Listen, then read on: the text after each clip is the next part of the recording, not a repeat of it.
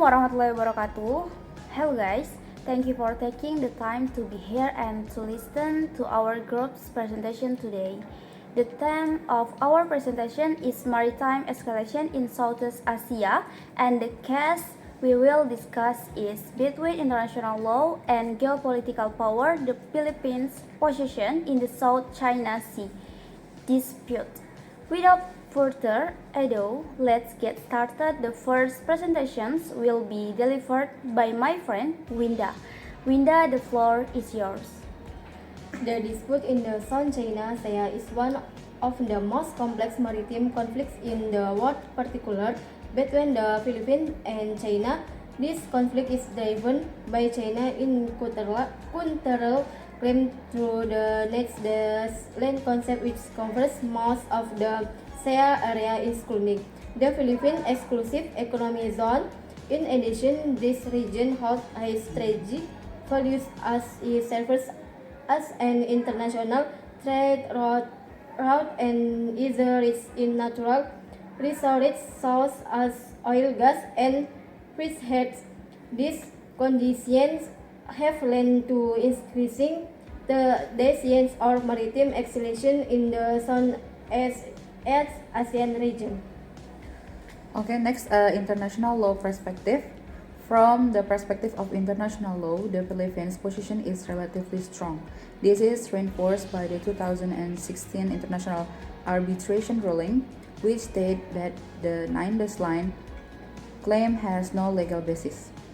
This decision refers to UNCLOS, which established that a country has rights over maritime areas up to 200 nautical miles in the form of an exclusive economic zone or EEZ.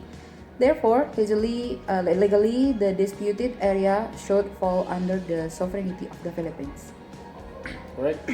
The geopolitical reality.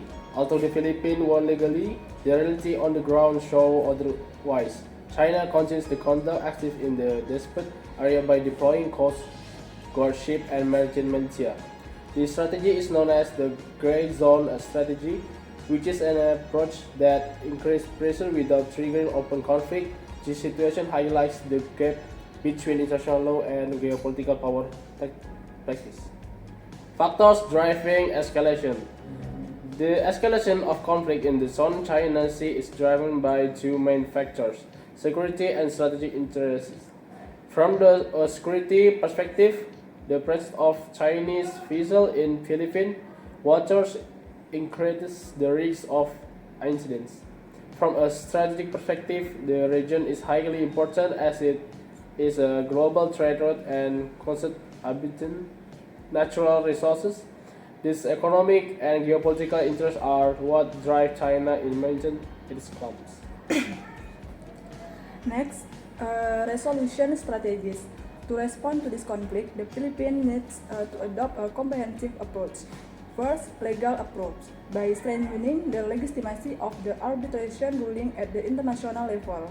Second, multilateral diplomacy, by utilizing ASEAN and encouraging the establishment of a code of conduct.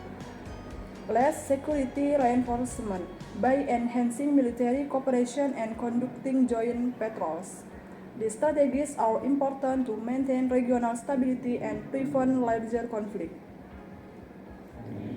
So the conclusion our topic today, the dispute in the South China Sea shows that although the Philippines is strong in terms of international law, geopolitical realities are more decisive on the ground. This gap between law and power is what triggers the escalation of conflict. Therefore, resolving the issue cannot rely solely on legal frameworks, but also requires diplomatic strategies and tangible power. Alright everyone, that brings us to the end of our presentation. As the moderator, I would like to express my sincere gratitude for your attention and participation. We apologize if there were any shortcomings in our presentations. Finally, wassalamualaikum warahmatullahi wabarakatuh.